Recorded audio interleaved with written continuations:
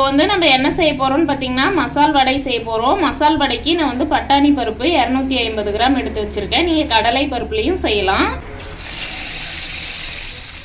பருப்பு வந்து 3 மணி நேரம் நல்லா ஊறட்டும். பருப்பு வந்து 3 மணி நேரம் ஊறிடுச்சு. நம்ம அரைச்சி எடுத்துக்கலாம். அரை கைப்பிடி அளவு பருப்பு வந்து எடுத்து வச்சுக்கலாம். ஊற வச்சிருந்த பருப்பை ஒரு மிக்சி பவுல்ல சேர்த்துடலாம். 10 பல் பூண்டு வந்து இந்த மாதிரி தோல் எடுக்காம சேர்த்துக்கோங்க.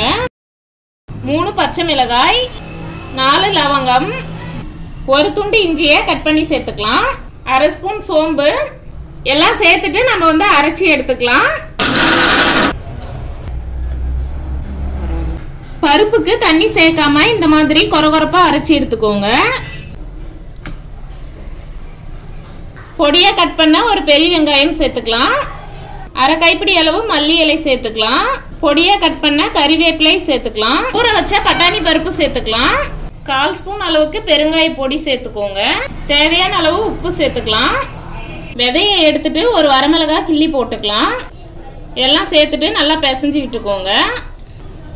மசால் வடைக்கு இந்த மாதிரி தண்ணி சேர்க்காம கெட்டியா அரைச்சிட்டு இந்த மாதிரி நல்லா பிசைஞ்சு எடுத்துக்கோங்க.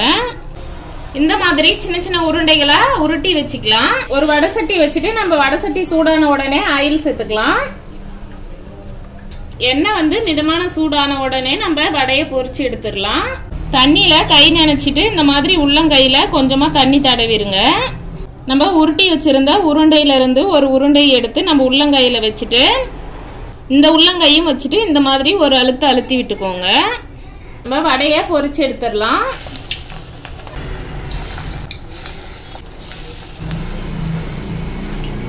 வடை வந்து ஒரு சைடு வெந்த உடனே நம்ம திருப்பி விட்டு வேக வச்சுக்கலாம்.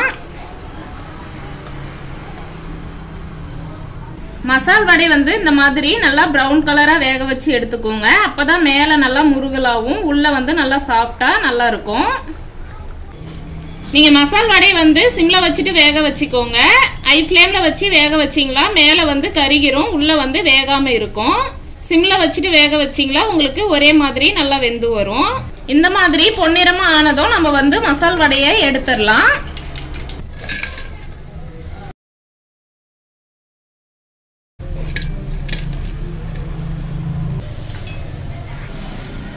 பாருங்க, சூப்பரான மசால் வடை ரெடி ஆயிருச்சு. நீங்களும் நான் சொன்ன இதே அளவுகளோட வீட்ல செஞ்சு சாப்பிட்டு பாருங்க.